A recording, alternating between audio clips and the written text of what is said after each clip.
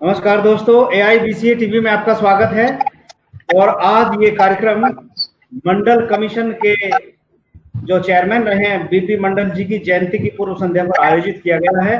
और आज का जो विषय है वो ये है कि मंडल कमीशन 1990 से लेकर के आज तक और ओबीसी का जो प्रतिनिधित्व है कितना और कहां, इस विषय पर चर्चा करने के लिए हमारे बीच में उपस्थित है आदरणीय डॉक्टर वरदानी प्रजापति जी, जो अति पिछड़ा समाज महासभा के अध्यक्ष हैं। उसी के साथ हमारे बीच में उपस्थित है आदरणीय रामदयाल चौरसिया जी, आप भी अति पिछड़ा समाज महासभा के अध्यक्ष हैं। और साथ में हमारे यंग पैनलिस्ट हैं LV शर्मा जी आजमगढ़ से, जो भी एक सामाजिक संगठन है कर्पूरी ठाकुर के संबंध में, उसके आप भी एक जिला अध्यक्ष हैं और अपने समाज के जाने माने एक सामाजिक चिंतक हैं। साथियों, ये विषय जो है इसलिए रखा गया है कि कल 25 अगस्त 2020 को मंडल कमीशन के चेयरमैन आदरणीय बीपी मंडल जी की जयंती है। उनकी जयंती की पूर्व संध्या पर हमने मंडल कमीशन 1990 से लेकर के आज तक और ओबीसी का प्रतिनिधित्व कितना और कहां, इस विषय पर चर्चा करने के लिए हमने आप सबको आमंत्रित किया है।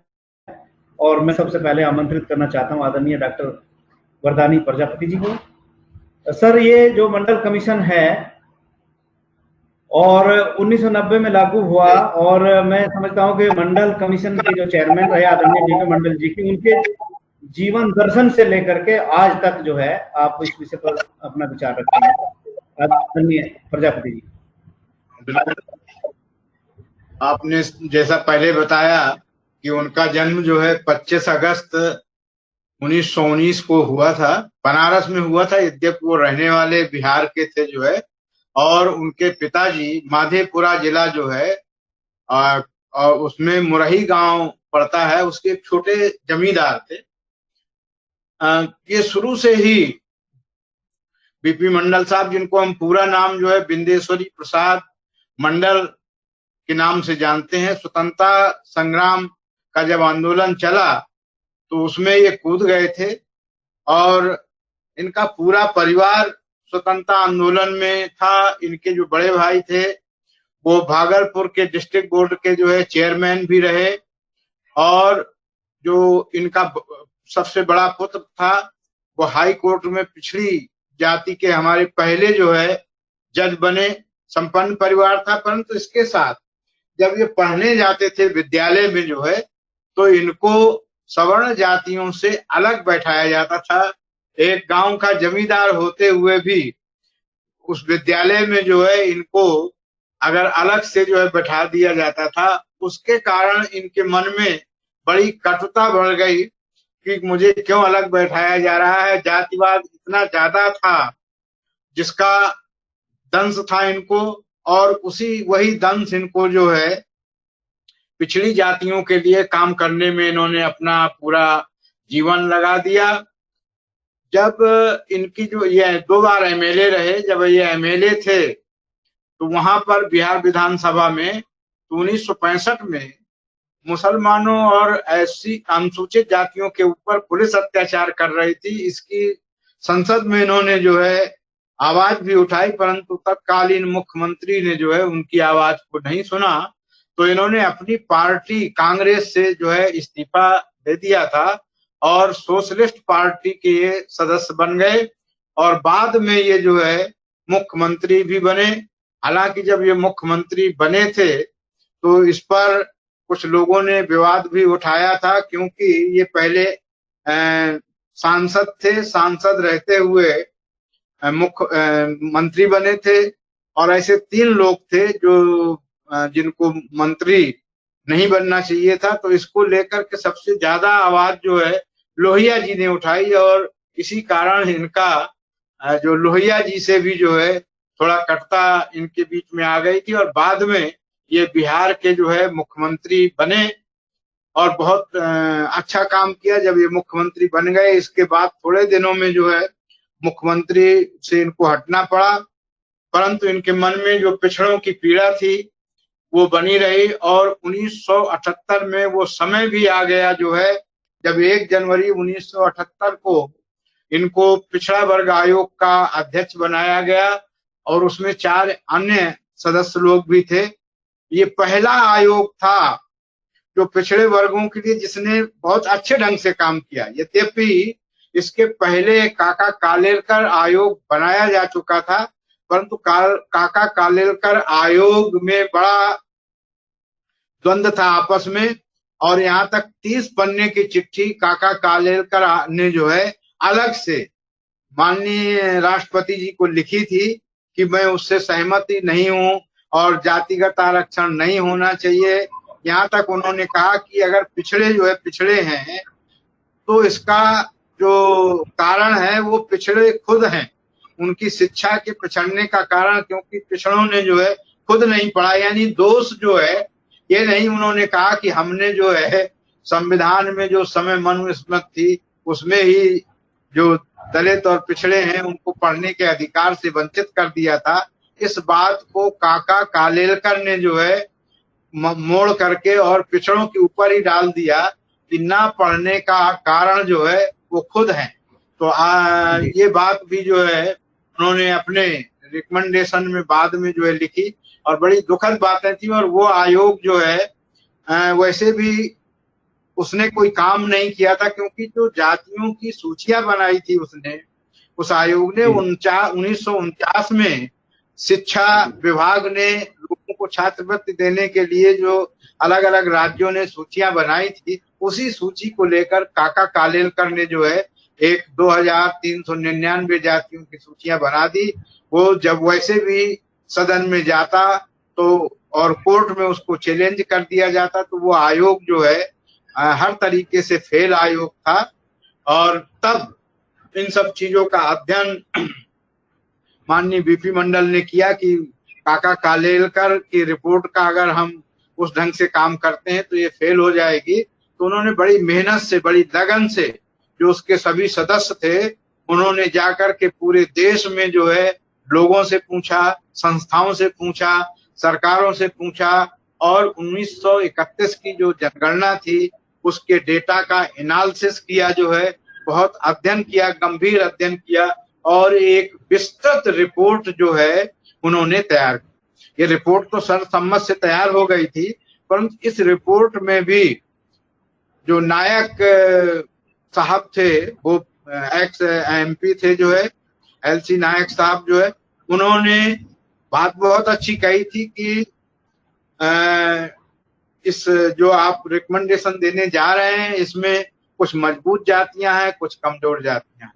मजबूत जातियां कमजोर जातियों का हिस्सा खा जाएंगी, अतः रिकमेंडेशन में ये होना चाहिए कि 2 विभाजित इसको कर दिया जाए।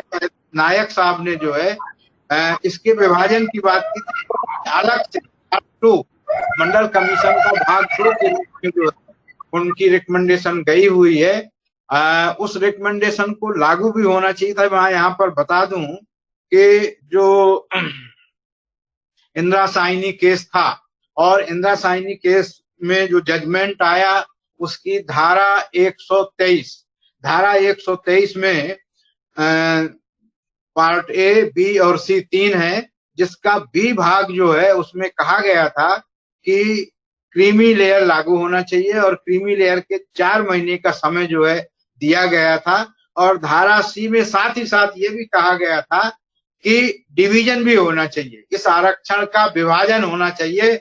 दुर्भाग्य ये है कि क्रीमी लेयर तो लागू कर दी, परंतु आज तक जो है 1993 से लगा करके जो है 93 में जो है सुप्रीम कोर्ट का निर्णय था, आज करीब 27 साल हो गए ओबीसी का डिवीजन के लिए ना तो कोई जो है सुप्रीम कोर्ट गया कि कंटेम्प्ट करता, क्योंकि सुप्रीम कोर्ट के आदेश को ही जो है यहाँ अवमानना हुई है सुप्रीम कोर्ट के आदेश को।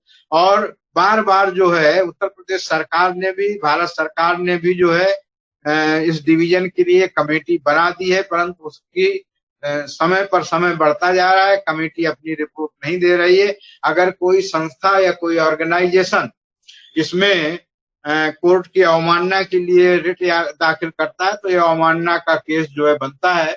तो पिछड़े वर्गों के साथ जो मंशा थी बीपी मंडल साहब की, उस मंशा पर अभी जो है काफी काम करने की जरूरत है। जहां तक आपने कहा कि कल क्या था आज क्या है, जब बीपी मंडल साहब ने 1980 में इस रिपोर्ट को दिया था, उस समय श्रेणी 1 में हमारे ओबीसी के 4% अधिकारी थे, श्रेणी 2 में हमारे 10% अधिकारी थे। आज की जो स्थिति है, हम 4.9 से 4.9 थे 1980 में, आज हम 13% तक हमारे क्लास 1 के अधिकारी पहुंचे हैं, यानी कि 9% केवल जो है अचीव किया है हमने इतने सालों में। यानी कि 80 से लगा करके आज तक 20 साल उधर हो गए, 20-40 साल में जो है केवल 9% हम क्लास 1 की नौकरियों में जो है बढ़ पाए हैं। और जो क्लास 2 है, श्रेणी 2 है, वहां पर हम करीब 11% थे 1980 में, आज हम केवल 12.2%। यानी कुल मिलाकर के आप देखिए तो हम क्लास 2 की जो नौकरी है उसमें जो हिस्सेदारी 40 साल में हमारी बढ़ी है वो केवल 2% बढ़ी है।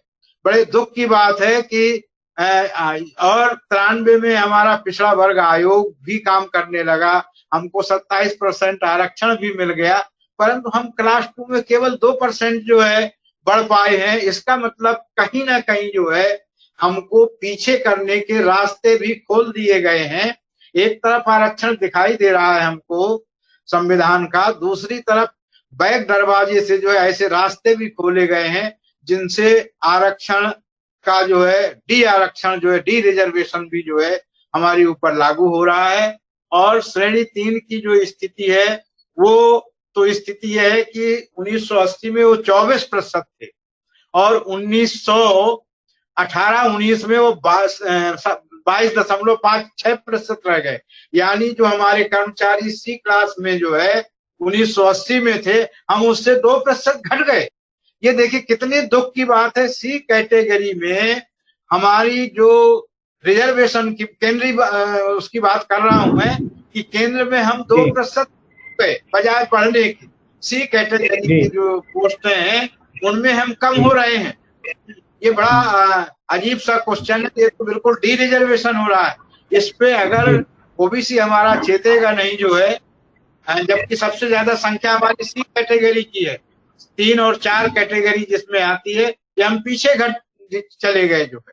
और कुल मिलाकर के जो आज की स्थिति है, हम 1980 में जहां कुल मिलाकर के 12.5% टोटल थे हमको वो बैकवर्ड था। रिजर्वेशन के बाद भी हम केवल 21% सब मिलाकर, 4th class, 3rd class, class 1, class 2 सब मिलाकर के हम केवल 9% जो है पढ़ पाए हैं। ये क्या है, 40 सालों में 9% जो है हम जहाँ चल पाए हैं। अब भी हमारे कोटे जो कोटा है वो हमारा 27% का है और इस कोटे से बहुत पीछे है।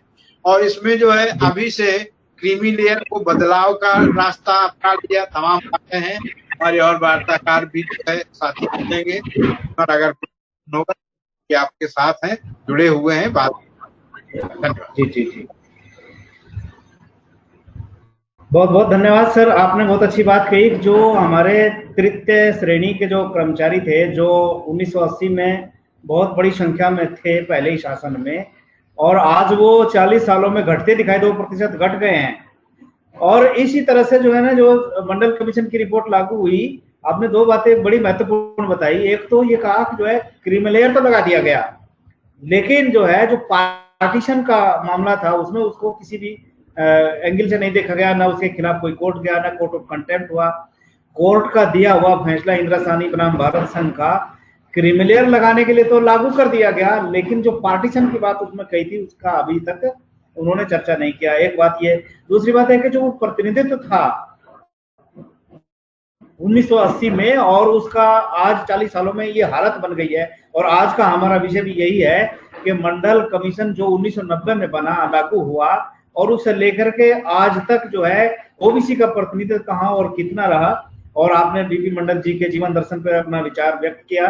साथ ही साथ भारतीय समाज व्यवस्था में जो पीड़ा मंडल जी ने भी झेली है, बाबा साहब ने भी उन पीड़ाओं को झेला था, आज हम सब लोग भी उन पीड़ाओं को झेल रहे हैं। आज भी उनसे निजात मिलती दिखाई नहीं दे रही है। और ऊपर से जो है सरकार और सरकार में बैठे हुए ऐसे लोग जो चाहते हैं कि उस प्राचीन व्यवस्था में ही ये सब लोग बने रहें और तमाम ओबीसी के आरक्षण को हटा करके ओबीसी को पुनः उसी प्राचीन व्यवस्था की ओर धकेलने का काम करते नजर आते दिखाई दे रहे हैं। अब मैं चलना चाहता हूँ आदरणीय रामदयाल चौरसिया जी के पास। चौरसिया जी, अभी प्रजापति जी ने बहुत सारी बातें कही, तो मंडल कमीशन का जो ध्येय था उन वैकेंसियों को भरना था शासन प्रशासन में, यानी नौकरियों में उन ओबीसी के लोगों को 27% लाना था। मगर जिन लोगों के हाथ में सरकार और सत्ता रही है उन्होंने उनको लागू नहीं होने दिया। ऐसे कौन कौन से कारण थे जिनकी वजह से जो आज तक जो है ओबीसी का प्रतिनिधित्व उनकी आबादी के हिसाब से या 27% ही नहीं होने दिया? आदरणीय चौरसिया जी। थैंक यू जी सर जी। जैसा कि अभी डॉक्टर वरदानी सर ने बहुत अच्छे से बहुत ब्रीफली बताया कि किस प्रकार से बीपी मंडल या हमारा उसके पहले काका कालेलकर आयोग ने कितनी कमियां रही उसको लागू नहीं होने दिया गया। इसके बाद बीपी मंडल जब जनता पार्टी की सरकार आई और उस पर हमारे लोगों ने काफी संघर्ष किया और मजबूर किया मोरारजी देसाई को कि एक दूसरे आयोग का गठन करें। मोरारजी देसाई ने उस समय भी बदमाशी की। उन्होंने वो समझते थे कि हमारी ये सरकार चल नहीं पाएगी और घोषणा हम कर देते हैं। घोषणा कर दिया और आयोग का गठन कर दिया।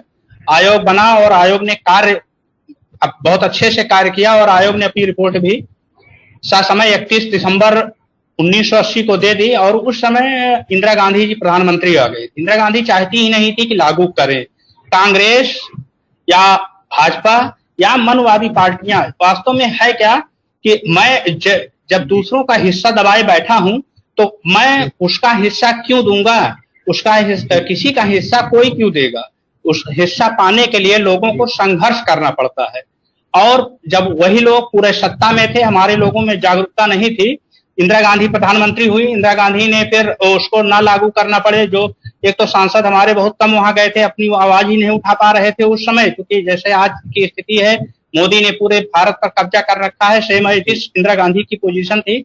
इंदिरा गांधी के सामने कोई कुछ बोल नहीं पाता था और वो इंदिरा गांधी उस रिपोर्ट को सामने ना आए, लागू ना करना पड़े, इसके लिए ही इंदिरा गांधी ने ये जो वहां स्वर्ण मंदिर पर हमला करवाया। उनकी चाल यही थी जैसे कि ये मंडल को इन्होंने कमंडल में डाला और उसी प्रकार से इंदिरा गांधी ने स्वर्ण मंदिर पर हमला करवाया और इसी रिपोर्ट को, मंडल कमीशन की रिपोर्ट को दबाने के लिए ही स्वर्ण मंदिर पर हमला करवाया और उसके नतीजे में उनकी डेथ होती है। उसके बाद फिर राजीव गांधी बम्पर वोट से विजयी होते हैं। मोर देन 415 सांसद लेकर वो विजयी होते हैं संसद में और वो जब तक रहते हैं फिर उस रिपोर्ट को दबाए रखते हैं। वो चाहते हैं कि ना लागू हो और इस रिपोर्ट को अंत में दबाए रखते हैं। और जब इनकी सरकार चली जाती है, जब लास्ट में ये भी समझौता इसीलिए करते हैं लिट्टे वाली जो घटना होती है, इनकी हत्या जो हो जाती है, उसके पीछे रीजन यही था कि इनके ऊपर जब प्रेशर लोगों ने मांग करना शुरू किया कि इस रिपोर्ट को लागू कीजिए, तो इसको टाल मटोल करना शुरू किया और वहां लिट्टे और तमिल का मामला उठा दे, क्योंकि तमिल में हमारे ओबीसी लोग जागरूक थे। पेरियार के संघर्ष के कारण वहां ओबीसी लोग काफी जागरूक थे और वहां आज भी 1927 से आज तक 70% आरक्षण ले रहे हैं। तो लिट्टे के कारण इनकी भी हत्या होती है। और फिर जब आते हैं ये बीपी सिंह जी, तो बीपी सिंह भी जब प्रधानमंत्री तो बन जाते हैं लेकिन लागू नहीं करते, टाल मटोल करते रहते हैं। लेकिन जब अंत में ये हुआ कि नहीं अब लागू नहीं करोगे तो सरकार गिरा दी जाएगी, शरद यादव और उसमें देवी प्रसाद जी आदि ने जब ये किया, मजबूर किया इनको, तो ये मजबूरी में इन्होंने लागू तो कर दिया। जैसे ही लागू किया वैसे उसके बाद की घटनाएं जानते हैं कि वहां से फिर शुरू किया मंडल को कमंडल में डालने का कार्य बीपी सिंह एंड कंपनी ने शुरू कर दिया और उन्होंने लाया उसको, रथ यात्रा निकाल दी और रथ यात्रा को बिहार में लालू जी ने रोका और उसका जो साइड इफेक्ट हुआ उसको हम लोग सब जानते ही हैं कि अंततः मस्जिद को ढहा दी गई और हमारे जितने लोग थे, हमें लगता है, जहां तक मेरा अपना ये व्यक्तिगत व्यू है कि हमारे अपने लोग हमारे अपने लोगों की शिक्षा की कमी है, जबकि डॉक्टर साहब ने 3 मंत्र दिया था, शिक्षित बनो, संगठित हो, संघर्ष करो, लेकिन हमारे लोगों ने उनके उस मंत्र को स्वीकार अभी तक भी नहीं कर पाए हैं। आज भी मैं देख रहा हूं कि वो कांवड़ यात्रा धोने में व्यस्त हैं। उनको जैसा कि भी बरदानी सर ने बताया भी कि आज हमारी जो भागीदारी है वो कम हो रही है। 27% आरक्षण पाने के बाद भी हमारी भागीदारी कम हो रही है। जैसा कि मेरे पास जो आंकड़े हैं वो 1935 और 1935 से और 1990 का जो आंकड़ा था, मतलब मंडल कमीशन लागू होने के पूर्व के जो आंकड़े थे, 1935 में कायस्थ जातियां 40% थी सर, कायस्थ जातियां 40% थी और 82 में घटकर 7% हो गई और 1990 में घटकर केवल 2% रह गई। कायस्थ जातियां तो सबसे अधिक नौकरियों में थी। इसके बाद अंग्रेज उस समय 1935 में 15% थे, जब चले गए तो 0 हो ही जाना था। मुसलमान 1935 में 35% था, 1982 में 3.7% पे आ गया और 1990 में 1% पर आ गया। और ब्राह्मण की स्थिति ये थी, 1935 में 3% थे। ध्यान हम इस पॉइंट पर देना, 1935 में ब्राह्मण 3% थे और 1982 में 70% हो जाते हैं। 70% कितना गेन करते हैं सब सोचने वाली बात है। और फिर 1990 में 75% हो जाते हैं। और ये अन्य ठाकुर और बनिया जो अन्य जातियां थी 1935 में 7% पे थी, 1982 में 11.5% पे आती है और 1990 में 10%। केवल और केवल आप देख रहे हैं कि सबसे बड़ा गेन ब्राह्मणों का होता है। और एससी का 0% था 1935 में, 1982 में 6%, 1990 में 8% होता है। और ओबीसी 1935 में 0% था, 1982 में 2% और 1990 में 4%। जैसा कि भी प्रधानी सर ने भी बताया, तो 1990 में हमारी जो भागीदारी थी वो 4% थी। ये जो है नवभारत टाइम्स की 1 जुलाई 1990 की रिपोर्ट में वर्णित है। तो हम लोग देख रहे हैं कि हमारे लोगों ने, केवल ब्राह्मणों ने सारी नौकरियों को कब्जे में कर लिया। और उसका सबसे बड़ा रीजन है कि जवाहरलाल नेहरू का प्रधानमंत्री बनना। जैसे ही जवाहरलाल नेहरू प्रधानमंत्री के पद पर आए, सारे प्लेसों पर अपने लोगों को ब्राह्मणों पर भरना शुरू कर दिया। सारे मुख्यमंत्री ब्राह्मण, सारे राज्यपाल ब्राह्मण और जो भी होते थे केवल ब्राह्मणों की भर्तियां होती थी। और आप देख रहे हैं 3% से डायरेक्ट 70% पर इनका गेन होता है और बाकी सारे लोग बढ़ जाते हैं। तो स्थिति यह है कि हमारे लोग जागरूक नहीं है। आज भी केवल धर्म के चक्कर में पीछे पीछे घूमते हैं, कांवड़ होते हैं। अभी गणेश पूजा कर रहे हैं, गणेश पूजा के बाद अभी जो है वो करेंगे, दुर्गा पूजा करेंगे, फिर वो दीपावली में फिर वो राम आरती करेंगे। तो हमारे लोगों को शिक्षा, जबकि डॉक्टर साहब ने कहा कि आप शिक्षित बनो, संगठित हो, संघर्ष करो, और उनके मूल मंत्र को नहीं पकड़ा। हमारे सबसे संघर्षशील और प्रथम जिसको हम लोग राष्ट्रपिता की उपाधि भी देते हैं, महात्मा ज्योतिबा फुले ने 1869 में ही आरक्षण की मांग रख दी थी सबसे पहले। और 1869 में आरक्षण की मांग रख दी थी और 1882 में हंटर कमीशन के सामने शिक्षा के लिए उन्होंने तपस्या की और शिक्षा के लिए हंटर कमेटी के सामने अपनी मांग रखी। उसके बाद भी हमारे लोग आज भी हमारे महापुरुषों को नहीं पढ़ते हैं। इनको पढ़ने का राइट था ही नहीं। मनुस्मृति में हम लोग जानते हैं पढ़ने का राइट नहीं है। और जब पढ़ने का राइट संविधान के कारण इनको मिला तो ये पढ़ क्या रहे हैं, ये पुराण पढ़ रहे हैं। पढ़ने का राइट भी मिला इनको, पुराण पढ़ रहे हैं, चालीसा रट रहे हैं, लेकिन ये संविधान नहीं पढ़ेंगे। ये अपने हक अधिकार को जानना नहीं चाहते। हमें सबसे अधिक कष्ट ये है कि इसमें हम लोग अधिक दोषी अपने को समझते हैं कि हम लोगों ने अपने लोगों को इस चीज के लिए तैयार शायद करने में असफल रहे, इसलिए हमारी भागीदारी कम हो रही है। आज हम देख रहे हैं कि बेलारूस में क्रांति हो गई है। सारे लोग रोड पे आ गए हैं। बेलारूस की स्थिति यह है कि अब राष्ट्रपति जो वहां जबरदस्ती राष्ट्रपति का जो चुनाव जबरदस्ती जीता है बेईमानी करके, वो उसको अब ये स्थिति आई है कि वो छोड़ के भागने का नौबत आई है। अभी आपने देखा कि अमेरिका में विश्व का सबसे तानाशाह ट्रंप को बंकर में जाना पड़ा। हमें लोगों को रोड अब अपने भाइयों के साथ चल के उनके गिले शिकवे दूर करके और उनको शिक्षित करना होगा और संगठित करना होगा, और तब हम सब मिलकर यदि संघर्ष करेंगे तो अपने हक अधिकार को प्राप्त कर लेंगे। और हमें लगता है कि इसमें यदि हम जल्दी नहीं करेंगे तो संविधान ही खत्म कर देंगे। हमने एक चीज और गौर किया है सर कि पिछली बार जब मोदी प्रधानमंत्री बन के आए थे तो सबसे पहले उन्होंने संसद के जो संसद का है उसको दंडवत प्रणाम किया था और संसद की गरिमा एकदम खत्म कर दी थी। संसद का कोई मतलब नहीं, केवल मोदी और शाह के अलावा कोई रह नहीं गया संसद की। और इस बार जब आपने ध्यान गौर किया होगा, इस बार जब वो विजयी होके आए हैं तो संविधान को जो है प्रणाम किए हैं। मतलब जिसको ये सम्मान दिखावे में सम्मान देंगे उसका सर्वनाश करेंगे। तो संविधान खतरे में है और हम लोगों को निश्चित एकजुट होकर अब हमको संसद से सड़क तक निश्चित अपने लोगों को साथ लेके जागरूक करके हमको संघर्ष करना पड़ेगा, तभी हम अपने हक अधिकार को प्राप्त कर पाएंगे। वरना हम लोग फिर वही 2,500 साल पहले की गुलामी में चले जाएंगे। इसलिए हम लोगों को सभी को अपने साथियों को अपना आलस्य त्याग करना होगा और अपने लोगों के पास जो भटके हुए हैं दोष उनका अधिक नहीं है क्योंकि उनको जानकारी ही नहीं है। और वो लोग इतने अच्छे से कार्य कर रहे हैं सर। हम तो देख रहे हैं कि आरएसएस 1922 में बना, 1925 में बना और तब से वो शिक्षा पर, नवयुवकों पर, जो आने वाली पीढ़ी है उनके लिए उन्होंने संघर्ष किया और उनको तैयार किया। और आज की स्थिति ये है कि हर जगह पर वो अपने लोगों को बैठा लिए हो, तो चाहे चुनाव आयोग हो, चाहे न्यायपालिका हो, या चाहे सीबीआई हो, चाहे जिस प्लेस पर हो, विनोद जैसा व्यक्ति जो तय का वो रहता है और उसके बाद भी कार्य उनके मनमाफिक करता है। तो इसलिए ये सारे संवैधानिक पदों पर उन्होंने अपने लोगों को बैठा लिया है और उनकी मानसिकता के अनुरूप आप देख ही रहे हैं कि रंजन गोगोई की क्या स्थिति है। मतलब संविधान का जो तीसरा सबसे महत्वपूर्ण पिलर है उसको उसने ताक पर रख दिया।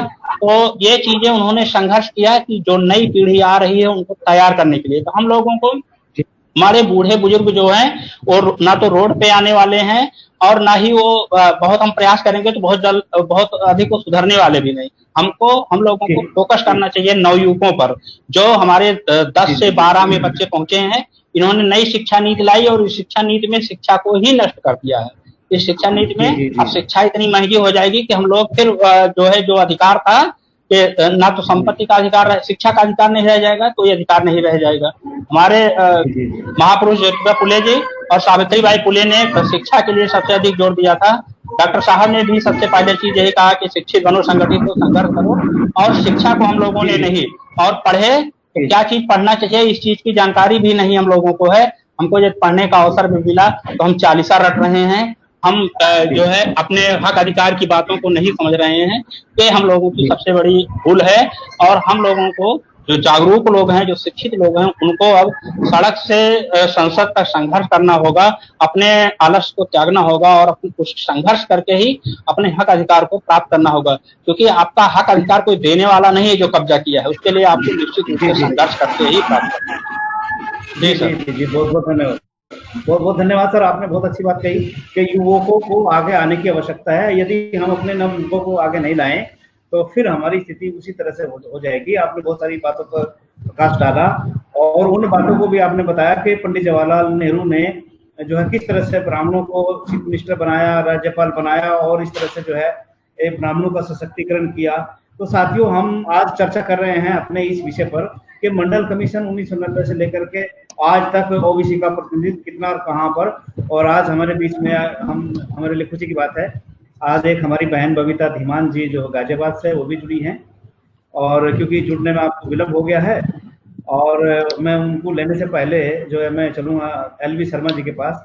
उससे पहले मैं बताना चाहता हूँ साथी, जो मंडल कमीशन है ये जो सामाजिक और आर्थिक विषमता है उसे समाप्त करने के लिए बनाया गया था। जो भारत की जो प्राचीन व्यवस्था से लेकर के जो आर्थिक और सामाजिक की विषमता चली आ रही थी उसे जड़ से समाप्त करने के लिए मंडल कमीशन बना था। यदि वो ठीक तरह से लागू हो जाता तो ये भारत की जो आर्थिक और सामाजिक विषमता थी ये जड़ से समाप्त हो सकती थी। तो भारत के जो संविधान लागू होने से पहले जो शक्ति के जो स्रोत थे, जैसे राजनीति है और हमारी शिक्षा है और साथ ही साथ जो है हमारे ये क्या कहते हैं इसका आर्थिक स्रोत है, उन पर मनुवादियों का, ब्राह्मणवादियों का एक पूर्ण तक कब्जा था। तो संविधान लागू होने के बाद धीरे धीरे बढ़ोतरी हुई उसमें और मंडल कमीशन भी उस सामाजिक और आर्थिक विषमता को समाप्त करने के लिए ही बनाया गया था। लेकिन जो है मंडल कमीशन की रिपोर्ट पब्लिश होते ही सार जो है उच्च वर्ग के अंदर जो ओबीसी के प्रति करुणा थी वह एक घृणा में बदल गई और उसके खिलाफ जब जगह जगह पर प्रदर्शन शुरू हुए। कई लोगों ने आत्मदाह भी किया और वे जताया गया कि ये विरोध है, एक स्वामी नाम किया था। तो ये जो है मैं एलवी शर्मा जी के पास चलना चाहता हूँ। शर्मा जी अपना माइक अनम्यूट करें और इस विषय पर जो चर्चा चल रही है उसको जो है आगे बढ़ाएं।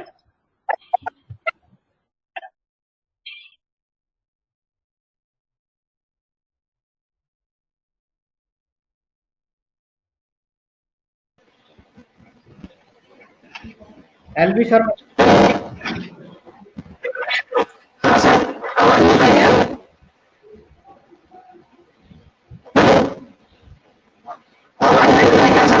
जैसे मंडल कमीशन को लगने में देरी हुई और आज हमारा प्रतिनिधि बहुत कम है, ये इस पे आपसे जानना चाहते हैं इसके कारण क्या है?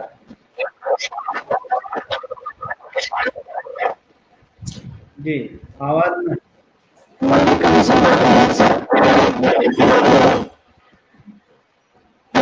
आपकी आवाज गड़बड़ है। अब मैं चलना चाहता हूँ आदरणीय हमारी बहन बबीता धीमान जी जो गाजियाबाद से है और पूर्व प्रत्याशी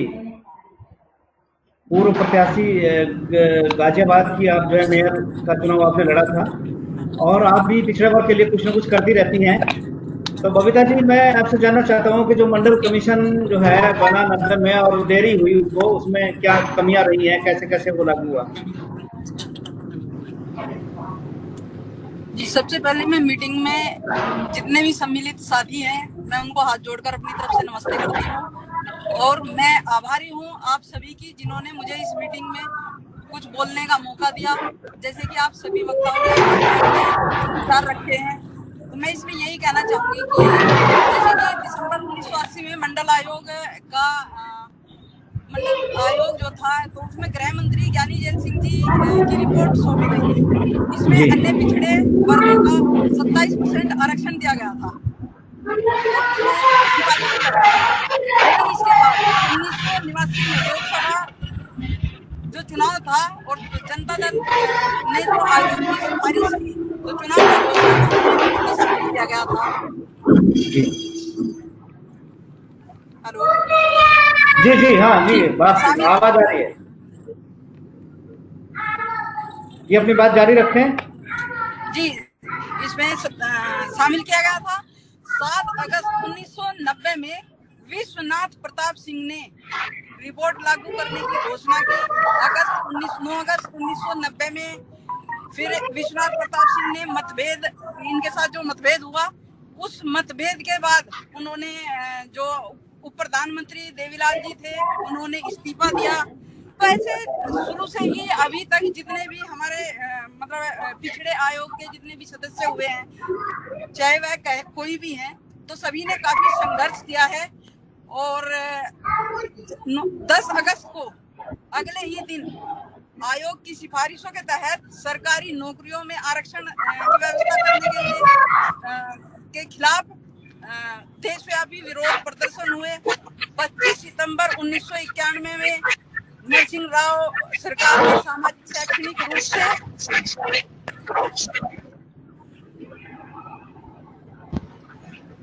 जी आवाज आनी बंद हो गई।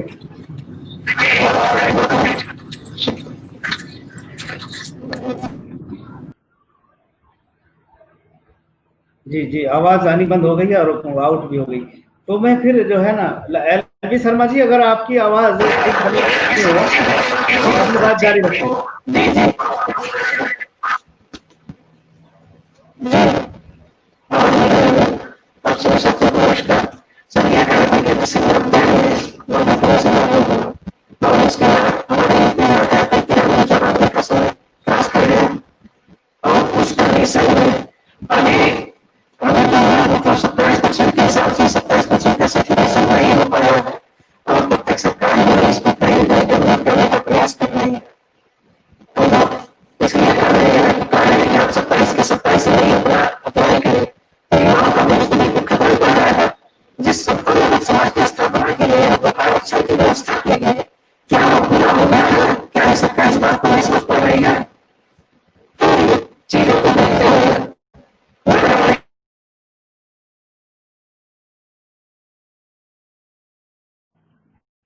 ये आवाज बड़ी गड़बड़ है ना, सभी को आवाज गड़बड़ लग रही ना? जी आवाज बहुत सही नहीं आ रही है सरकार, हमें लगता है कि कुछ प्रॉब्लम है, तकनीकी प्रॉब्लम है कोई, इसलिए आवाज जो है तकनीकी प्रॉब्लम है, कुछ प्रॉब्लम ज्यादा है, आवाज जी बन ही नहीं रही है। जी सर जो है जी आवाज स्पष्ट नहीं हो रही। डिस्कशन का ये विषय है, जो प्राचीन काल की जो भारतीय समाज व्यवस्था थी, संविधान लागू होने से पहले, और जो जिसमें जो है आर्थिक और सामाजिक जो विषमताएं थी, उन आर्थिक और सामाजिक विषमताओं को दूर होना था। संविधान लागू होने के बाद जो उसमें ऐसे प्रावधान किए गए थे जिसमें आर्टिकल 340, 15(4), 16(4) और 335, 341, 42 इनके आने से जो है इस देश के SC, ST, OBC, जिन्हें जिसे दबे कुचले वंचित समाज के लोग कहा जाता है, जिन्हें शूद्र अतिशूद्र कहा जाता है, वो अधिकार वंचित थे वर्ण व्यवस्था में, तो वो अधिकार संपन्न होने वाले थे। मगर उनके लिए जो है SC के लिए SC ST आयोग बना, काम कर रहा है, उनको उनकी आबादी के हिसाब से हिस्सेदारी संविधान लागू होने से ही मिल गई थी, और OBC को उनकी आबादी के हिसाब से हिस्सेदारी नहीं मिल पाई थी, और आज तक भी ये जो है इसी तरह दर दर की ठोकरें खाते दिखाई दे रहे हैं, और सामाजिक आर्थिक विषमताएं घटने के बजाय बढ़ती जा रही है। फिर से जो है जो ही मंडल कमीशन की रिपोर्ट प्रकाशित हुई, तो नई आर्थिक नीति बना करके उसे समाप्त करने का जो प्रोपगंडा रचा गया, तो ये भी एक मंडल कमीशन से जुड़ा हुआ पहलू है। मैं इस विषय पर चर्चा करने के लिए फिर आमंत्रित करना चाहता हूँ डॉक्टर वरदानी प्रजापति जी को। प्रजापति जी, जो मंडल कमीशन लागू हुआ तो सरकार ने कौन सा पैंतरा बदला ताकि ये जो अधिकार वंचित बन जाए? देखिए, जैसे ही मंडल कमीशन लागू हुआ, उसी समय लागू होते ही जो है 3 बातें लागू की गई है। एक तो कहा गया कि ग्लोबलाइजेशन यानी वैश्वीकरण, चीजें जो है तो वैश्वीकरण लागू हुआ, उसका प्रभाव भी पिछड़े वर्ग। दूसरा जो है उद्योगों को बिल्कुल फ्री किया गया, और उद्योगीकरण जो है उसका भी प्रभाव पड़ा। इन सब चीजों से मतलब खुलापन किया गया, और प्राइवेटाइजेशन किया गया, निजी प्राइवेटाइजेशन चीजों का। अब देखिए, सड़क पहले सरकार की थी, आज जो है उसमें प्राइवेट जो है बीच में टैक्स लगा दिया जाता है। ये बताइए, रोड टैक्स भी आप ले रहे हो और बीच में जो है बैरियर लगा करके टैक्स भी वसूल रहे हैं, यानी कई तरीके की व्यवस्थाएं की गई इसको खत्म करने के लिए। मैं यहाँ कुछ उदाहरण रखना चाहूंगा कैसे ये किया गया। ग्लोबलाइजेशन किया गया, इंडस्ट्रियलाइजेशन का चेंज किया गया, और प्राइवेटाइजेशन किया गया। तो प्राइवेटाइजेशन का सबसे ज्यादा नुकसान जो है पिछड़े वर्ग और SC पर पड़ा।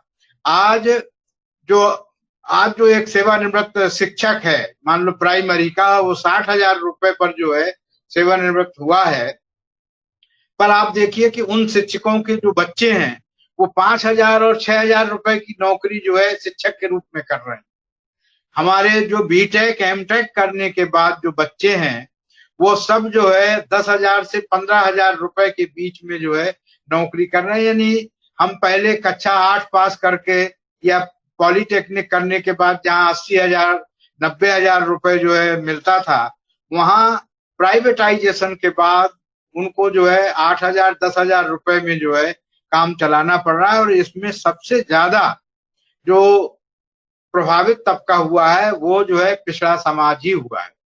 हाँ, पिछड़े समाज के लिए बाबा साहब के पहल करने पर नेहरू जी ने जो है भूमि सुधार कानून लागू किया था, और ये कहा था कि जब जो लोग खेती कर रहे हैं उनको खेती उनके नाम से कर दी जाए। इसका फायदा पिछड़े समाज को हुआ और उन्होंने वो खेती की तरफ जो है जुट गए, परंतु 30-40 साल में ही इसके दुष्परिणाम भी सामने आने लगे। खेती तमाम हिस्सों में बटी और इतने छोटे टुकड़े हो गए जो है कि आज खेती जो है किसी लाभदायी धंधा नहीं है। और जो SC था वो पूरी तरह से, हमारा जो अनुसूचित जनजाति थी, जाति थी जो है, वो तो सेवाओं में जो है लगे और उनका समानुपातिक जो है प्रतिनिधित्व था मिला। और हम देख रहे हैं कि वो जो है इंडस्ट्री में भी आगे बढ़े हैं और सब चीजों में आगे बढ़े। मैं कंपटीशन की बात नहीं कर रहा, मैं कोई उसकी बात नहीं कर रहा, परंतु ये पिछड़ा वर्ग जो है अपनी धुन में मस्त रहा कि मेरे पास तो खेती है, मेरे पास तो ये है। और इसमें इसने जो है जो शिक्षा पर ध्यान, जैसे चौरसिया जी ने कहा था कि हमने शिक्षा पर ध्यान नहीं दिया, शिक्षा पर बिल्कुल ध्यान नहीं दिया हमने। और ये स्थिति रही कि जो लोग शिक्षा पर 1980 तक ध्यान दिए थे वही आज जो है अच्छी अच्छी सेवाओं में उन्हीं तबके के लोग हैं। और जिन्होंने 1980 तक जो है या 90 तक गफलतबाजी की थी जो है शिक्षा में, आज उसके परिणाम जो है, आज उसके फल जो है उनके सामने आए हुए हैं और वो पीछे हो गए। जहां तक रिजर्वेशन की बात है, देखिए रिजर्वेशन को हम 3 तरीके से देखें। एक तो रिजर्वेशन के कानून बनाना, कानून जो है बन गए रिजर्वेशन के, क्योंकि जो पिछड़ा वर्ग था और एससी और बीसी के जो लोग थे वो ऊपर पहुंचे, डिमांड हुई, नियम बन गए। परंतु उन नियमों का इम्प्लीमेंटेशन या क्रियान्वयन, सबसे बड़ी समस्या है क्रियान्वयन। उन नियमों का इतने गलत ढंग से जो है क्रियान्वयन किया गया। उदाहरण मैंने पिछली बार भी रखा था कि क्रीमी लेयर का सर्टिफिकेट, उस सर्टिफिकेट के नीचे जो है जो लिख दिया गया सकल आय। सकल आय का मतलब पूरी आमदनी, जबकि नियम में है कि खेती की आमदनी और नौकरी की आमदनी नहीं जोड़ी जाएगी, पर क्रियान्वयन में जो है वो आमदनी जोड़ करके उसको क्रीमी लेयर में ला के रख दिया। ऐसे मेडिकल में जो है रिजर्वेशन तो है हमारा 27%, परंतु केवल 69 यानी 69 सीटें ही जो है ऑल इंडिया कोटे में बैकवर्ड को मिल रही हैं। 1000 सीट हर साल जो है बैकवर्ड की जो है खाए जा रहे हैं लोग। ये है इसका क्रियान्वयन। तो क्रियान्वयन में जो है बेईमानी हो रही है और क्रियान्वयन के लिए जो लोग बैठे हैं, क्योंकि जहां जहां क्रियान्वयन होना है, जिन जिन स्तर से क्रियान्वयन होना, अभी 2 दिन पहले ही रिपोर्ट आई है। हम तो अपना ओबीसी कमीशन के जो लोग हैं, हम तो कहेंगे उनको, विशेषकर उपाध्यक्ष ने बहुत प्रयास किया है और 69,000 जो उत्तर प्रदेश के शिक्षकों की भर्ती का मामला था उसमें ओबीसी को पर्याप्त प्रतिनिधित्व मिला ही नहीं। उसका उन्होंने जो है पूछताछ कर ली है और अब जिन लोगों ने उसका क्रियान्वयन किया उसका जवाब नहीं है कि कैसे जो है ओबीसी के जितने लोगों को आना चाहिए वो नहीं आ पाए थे वहां। इसी तरीके से ओएनजीसी 1993 से बेईमानी कर रही है, ओबीसी का आरक्षण जो है नहीं दे। ये 2 बातें तो पकड़ में आई हैं। ऐसे बहुत से मैंने खुद आरटीआई में जो है केस डाले हुए हैं कई विभागों के, अभी तक जवाब नहीं उनका आया हुआ है। बेईमानी पर बेईमानी, परिवहन विभाग ने बेईमानी की, हमारा जो पीसीएस का जो मेन वो है वहां पर जो है गड़बड़ी हो रही है। वो कह रहे हैं कि हम जो है कैटेगरी वाइज जो है लोगों को बुला के, जब आपने कैटेगरी में बुला लिया तो मुझे पहचान लिया कि ये तो डॉक्टर वरदानी प्रजापति है, तो इसको मैं मेन में जा रहा था, मैं जो है जनरल की मेरिट में जा रहा था, मुझे इंटरव्यू में जो है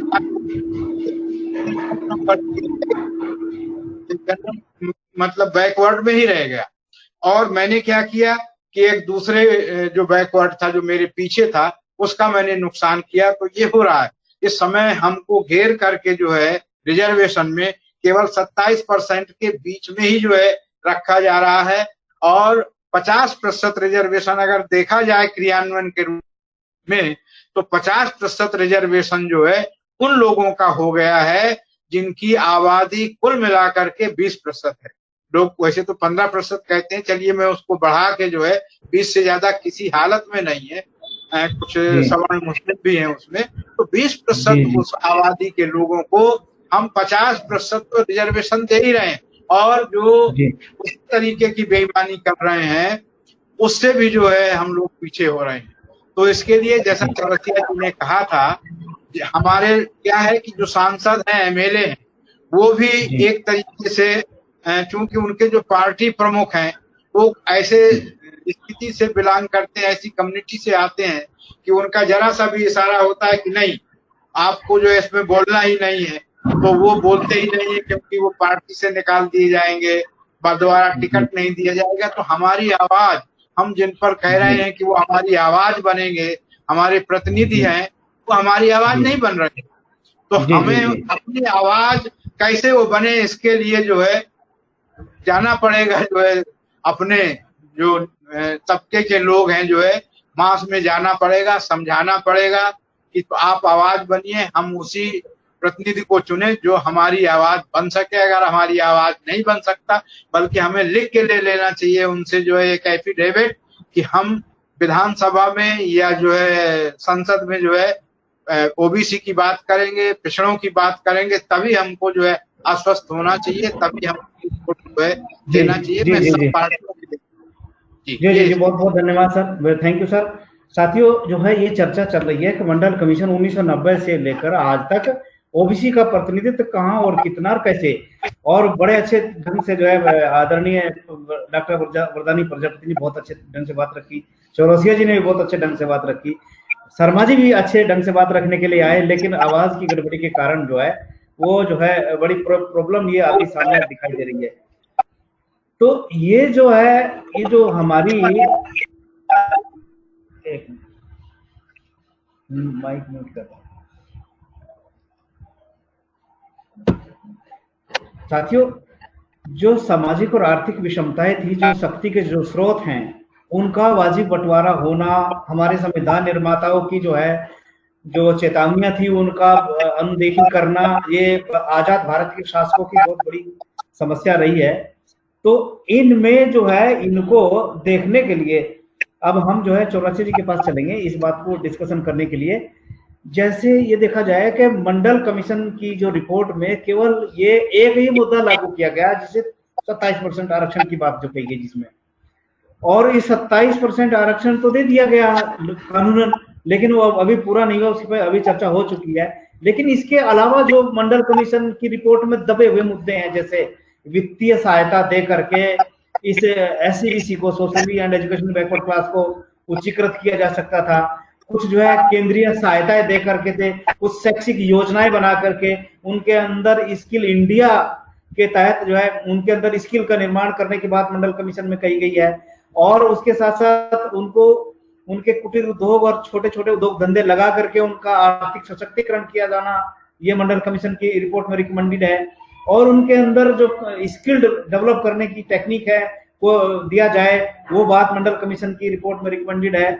इन सब बातों को छोड़ करके जो है केवल एक ही मुद्दा 27% आरक्षण नौकरियों में लागू किया गया है, और पूरा मंडल कमीशन की रिपोर्ट ठंडे बस्ते में रखी हुई है। आज भी ये जो है 30 वर्ष बीत चुके हैं इस मंडल कमीशन को लागू हुए, और मंडल कमीशन की रिपोर्ट 1980 में ही आ गई थी और 10 साल तक वो धूल छांटती रही, और उसमें से केवल एक ही मुद्दा लागू किया गया नौकरी के लिए। बाकी जितनी सारी दूसरी रिकमेंडेशन, जैसे केंद्रीय सहायता, वित्तीय सहायता, सामाजिक और शैक्षिक रूप से पिछड़ापन दूर करने के लिए उनको उद्योग धंधों में मदद करना, कुटीर उद्योग लगवाना उनके, इस तरह से जो है ना बहुत सारी रिकमेंडेशन जो है अभी धूल छापती दिखाई दे रही है। और साथ साथ मंडल कमीशन को ही खत्म करने की उनकी योजना पर जो है लागू हो रहा है। मैं चौरसिया जी से जानना चाहूंगा, अब ये बीपी शर्मा कमेटी को जो असंवैधानिक थी, जो क्रीमी लेयर को नए सिरे से डिफाइन करने की बात वो कह रही है कि जो है वेतन से प्राप्त आय क्रीमी लेयर निर्धारण में जोड़ा जाए,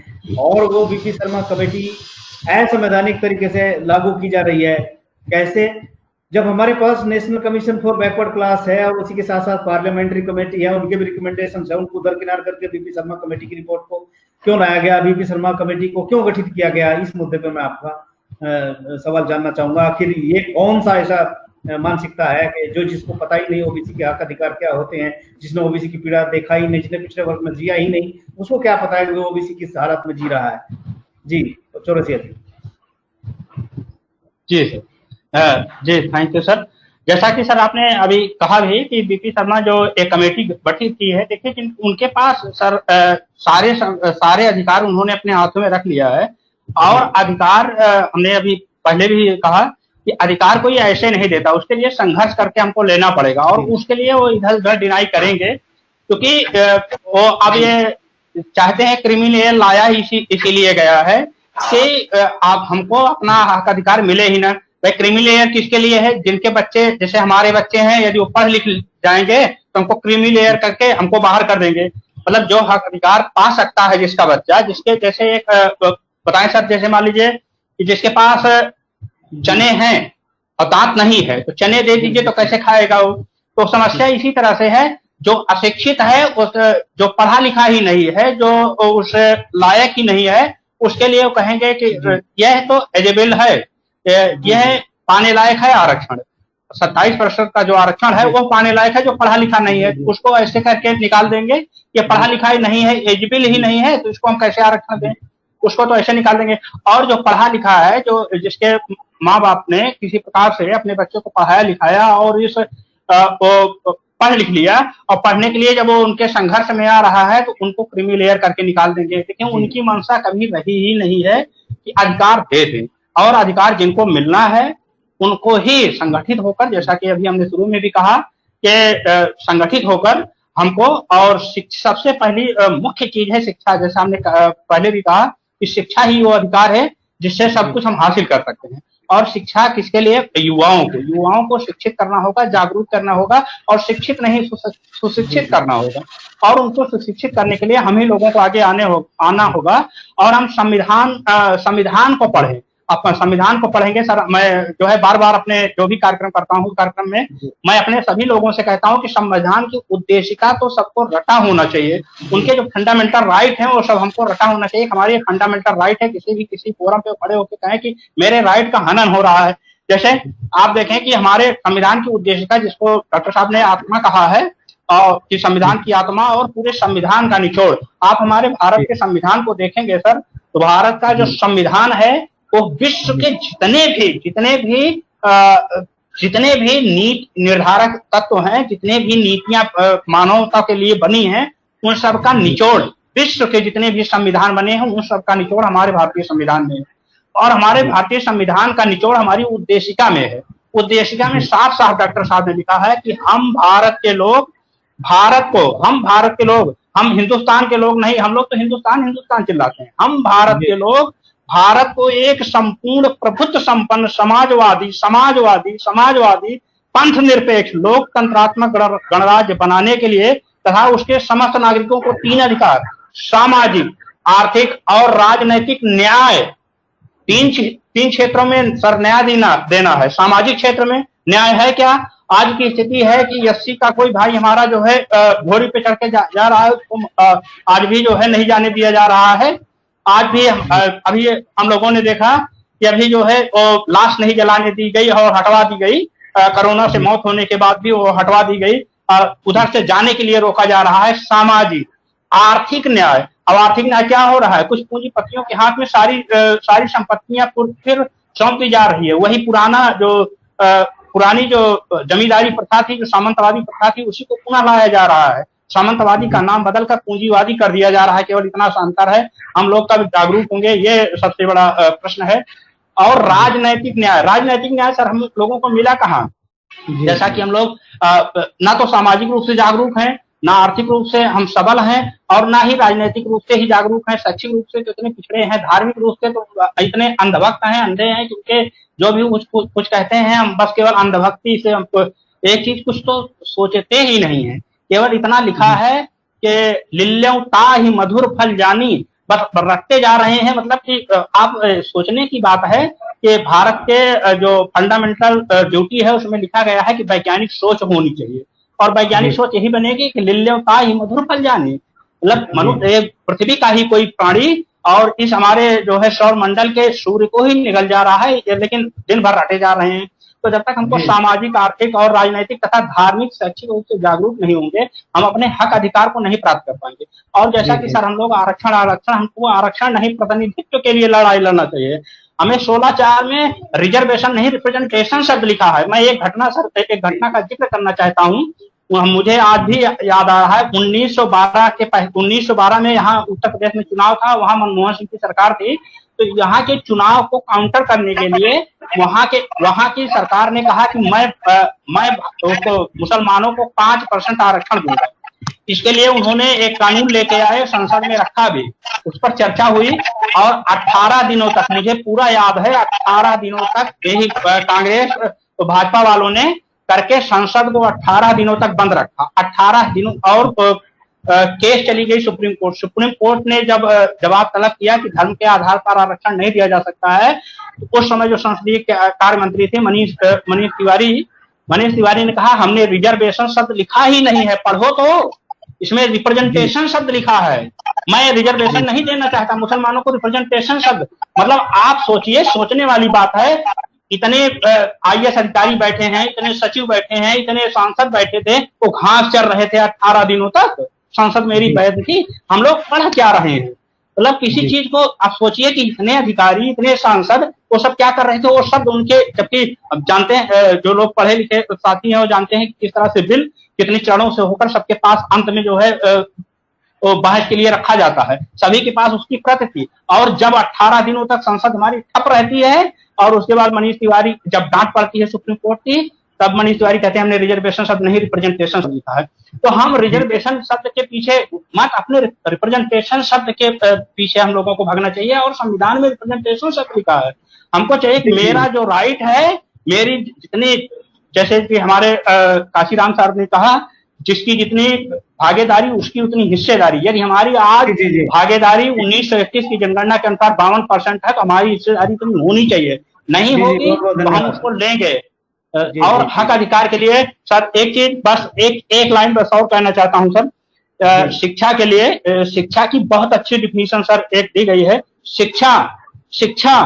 शिक्षा मानव संसाधन विकास का मूल है, मानव संसाधन विकास का मूल है, जो देश की सामाजिक आर्थिक बनावट को संतुलित करती है, देश की सामाजिक आर्थिक बनावट को संतुलित करती है, संतुलित करने में महत्वपूर्ण और सहायक भूमिका निभाती है।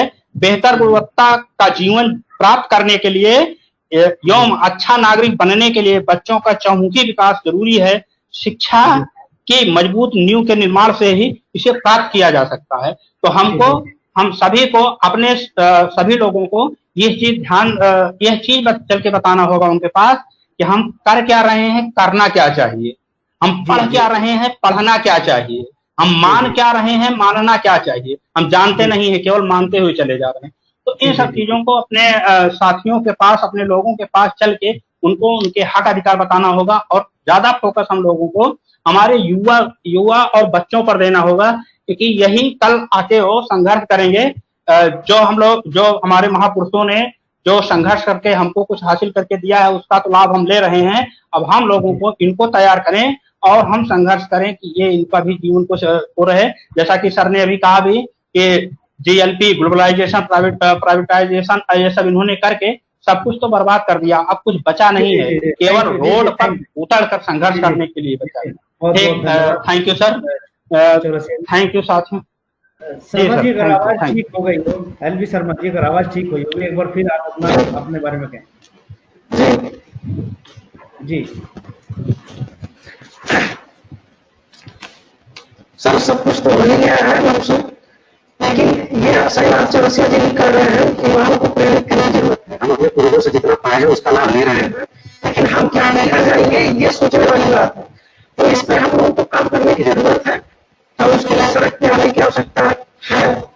साथ साथ हम ये भी कहेंगे कि आज मंडल जी की जयंती भी है और उस जयंती के आधार पर मात्र 2 चीजों को लागू किया गया। एक तो नौकरी में 27% आरक्षण और शिक्षण संस्थान में आरक्षण। इसके अलावा हमें जो है अध्यात्म के 40 जो उनकी सिफारिशें थी, बाकी सारी सिफारिशें बाकी रह गई। तो जब ये बाकी रह गई तो क्या ना सरकार उनको सच्ची श्रद्धांजलि देते हुए बाकी सिफारिशों को लागू करने का प्रयास करे। बाकी सिफारिशों पर शिक्षा सुधार है, भूमि सुधार है, पेशागत जातियों के विषय में व्यक्तिगत आदमी होते हुए भी वह सोचिए कि कितना पिछड़ी जातियों के लिए, सोचतों, दलितों, वंचितों के लिए उनके दिमाग में रहा होगा। वो लिख रहा है कि पेशेवर जो जातियां हैं उनको शिक्षित प्रशिक्षित किया जाए, समाज की मुख्य धारा से जोड़ा जाए। आज भी हम देखते हैं कि गाँव में तमाम ऐसी पेशेवर जातियां हैं जो वास्तव में उसी तरह से दबी कुचली वंचित है, शिक्षा से अभी भी अभावग्रस्त है। और ऐसी स्थिति में नई शिक्षा नीति लाई जा रही है, जबकि मिड डे मील के माध्यम से उसी प्राथमिक शिक्षा का कहीं मखौल भी उड़ाया जा रहा है। इन चीजों को हम लोग नहीं समझ पा रहे हैं और जब नहीं समझ पा रहे हैं तो अपने आने वाली पीढ़ी को भी हम नहीं समझा पा रहे हैं। 27% का सर्कुलेशन हुआ ही नहीं और इसको करने की बात की जा रही है। इस तरह से तमाम चीजें हैं, लेकिन जो अभी लोग लड़ रहे हैं दलितों के लिए, शोषितों के लिए, वंचितों के लिए, इन सब चीजों में हम एक चीज और जोड़ना चाहिए कि माननीय कर्पूरी ठाकुर जी भी वास्तव में दूरदर्शी रहे होंगे। जो 84 में इन्होंने बिहार में 26% आरक्षण मिला और उस आरक्षण का वर्गीकरण उन्होंने किया। जी आवाज नहीं आ रही है, आपकी आवाज एकदम गड़बड़ हो रही है। जी आवाज गड़बड़ हो रही है। अब मैं जो है, ये समय समाप्ति की ओर है, मैं डॉक्टर साहब से निवेदन करूंगा इस सभा के कंक्लूजन की ओर जाते हुए इस सभा का समापन करने की घोषणा करें। आदरणीय डॉक्टर वरदानी प्रजापति जो आज अभी डिस्कशन हुआ है। जी सभी को जैसा कि आज जो बीपी मंडल साहब थे यानी बिंदेश्वरी प्रसाद मंडल जी, उनका कल जन्मदिन है, उसकी पूर्व संध्या पर आपने जो ये कार्यक्रम आयोजित किया जिसमें चर्चा हुई, एक तो मंडल साहब के जीवन पर परिचय पर प्रकाश डाला गया, दूसरा उन्होंने जो है बहुत अच्छे ढंग से जो मंडल कमीशन की रिपोर्ट सबमिट की थी और उसमें क्या क्या उसकी विशेषताएं थी इस पर जानकारी दी गई।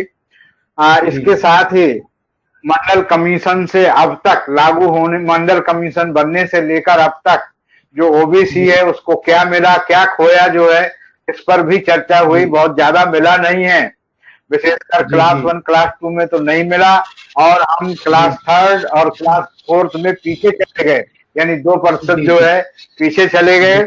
और इसके जो कारण हमारे जो वार्ताकार थे, चाहे वो LBS शर्मा जी रहे हों, रामदयाल चौरसिया जी रहे हों, मैडम बबीता जी, उन लोगों ने जो है इसके कारण भी बताए। और वो कारण ये थे कि एक तरफ तो आरक्षण दिखाई दे रहा है पर दूसरे बैक दरवाजे से जो है आरक्षण को खत्म करने के प्रयासों पर भी, चाहे शिक्षा को कमजोर किया गया हो, चाहे जो है जो क्रियान्वयन है उस क्रियान्वयन के स्तर पर जो है कमियां रखी गई, जो है सही ढंग से क्रियान्वयन नहीं किया गया।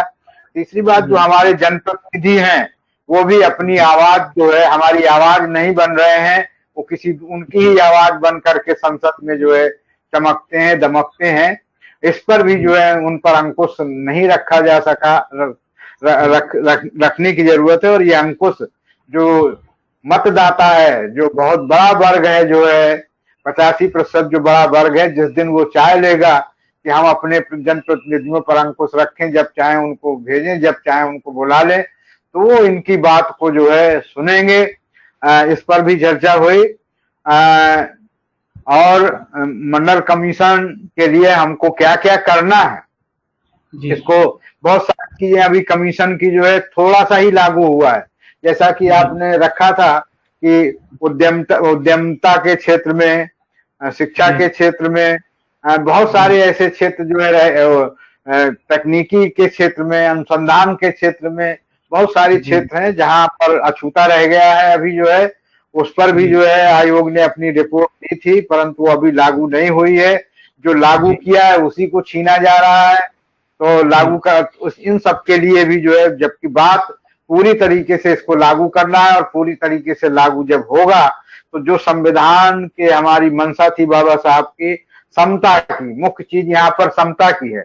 आरक्षण एक प्राविधान है जो रिप्रेजेंटेशन है, जैसा अभी बात कही शर्मा जी ने कि एक प्रतिनिधित्व की बात है जो है। तो इस प्रतिनिधित्व को लाने के लिए जो है इसको हमको खुद सतर्क रहना पड़ेगा, नहीं तो हम इसका खामियाजा काका कालेलकर की तरह जो है हमारे ऊपर ही डाल देंगे। कोई कालेलकर आएगा और वो कहेगा इसके लिए तो इन्होंने मांग ही नहीं की, ये जागरूक ही नहीं है, इसके लिए यही जिम्मेदार है।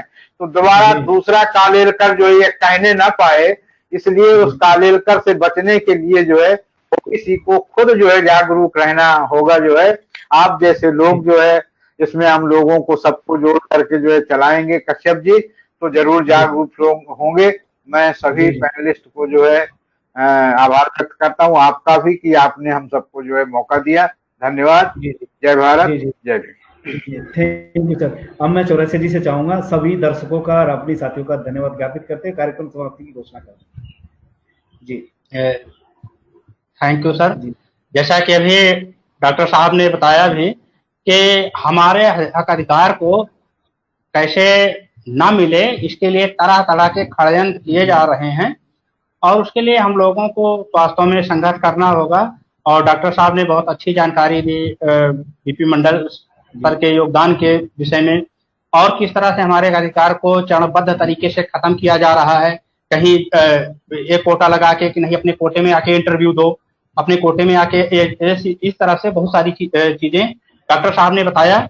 और हम लोगों को चाहिए कि सभी जितने भी ओबीसी के लाभार्थी हैं या जो भी जातियां ओबीसी में आती हैं, इस सभी को मिलकर और रोटी बेटी का संबंध स्थापित करके ये संदेश लोगों को दें कि हम जो है लोगों को अपना हक अधिकार पाने के लिए संगठित हो रहे हैं, और साथ साथ अपने जो उनके पास थोड़े भी संसाधन है उस संसाधन का उपयोग अपने बच्चों को, अपनी आने वाली जनरेशन को शिक्षा को देने में लगाएं, ना कि वो जो सामाजिक कुछ चीजें केवल अपना दिखाने के लिए कि हम बहुत बड़े बहुत संपन्न हो गए हैं और शादियों में बहुत सारा रुपया खर्च कर देते हैं। इन सब चीजों को थोड़ा सा कंट्रोल करके हमको केवल और केवल बच्चों की शिक्षा पर और अच्छी शिक्षा पर, ऐसी शिक्षा ना कि हम बाद में वो पंडित बनाने चले। जैसा कि अभी सर ने कहा कि सुप्रीम कोर्ट में हमारा कोई रक्षक ही नहीं है, हमको सबको यहाँ तक अभी जैसे मैं कल सुन रहा था जो है एक इंटरव्यू, तो उसमें ये बताया गया कि हमको सुप्रीम कोर्ट को घेराव करना चाहिए कि वहाँ हमारी प्रतिनिधित्व होना चाहिए, कोई रक्षक तो होना चाहिए हमारा ना सुप्रीम कोर्ट में भी। हमारे इतने सारे केस जाते हैं और उन्हीं के अधिकार में हैं और वो आंख मूंद के फैसले देते हैं। तो हमको सुप्रीम कोर्ट में भी अपनी आवाज बुलंद करनी होगी, सड़क से लेकर और संसद तक हमको संघर्ष करना होगा। और आप सभी साथियों ने हमको समय दिया, इसके लिए सर आपको बहुत बहुत साधुवाद। हम सभी से पुनः यह आवेदन करेंगे, अनुरोध करेंगे कि हम अपने किसी भी कार्यक्रम की शुरुआत संविधान की उद्देशिका से करेंगे, तो हमारे सभी बच्चे में सारी चीजें वो जैसे समता सर ने कहा, समता आ जाएगी, स्वतंत्रता आ जाएगी। ये सारी चीजें हम अगर अपने कार्यक्रमों की संविधान की उद्देशिका से करेंगे तो कम से कम हमारे आने वाली जनरेशन में जो कुछ नहीं सुनना चाहते वो भी सुनेंगे कि वास्तव में समता यहाँ दी गई है, यहाँ स्वतंत्रता दी गई है संविधान में, उसको पाने के लिए प्रयास करेंगे। और आप सभी का समय दिया, आप सभी को बहुत बहुत साधुवाद। जय भारत, जय संविधान। जी साथियों, जितने भी दर्शक हमारे देख रहे हैं, हमारे सभी का हम स्वागत अभिनंदन करते हैं और साथ ही निवेदन करते हैं कि इस वीडियो को जन जन तक पहुंचाया जाए। लाइक करिए, शेयर करिए, कमेंट करिए और हमको सुझाव दीजिए इसमें क्या सुधार किया जा सकता है। और इन्हीं शब्दों के साथ ये सभी को स्वागत करते हुए कार्यक्रम यहीं पर समाप्त होता है। सभी को जय भारत, जय संविधान। जय संविधान।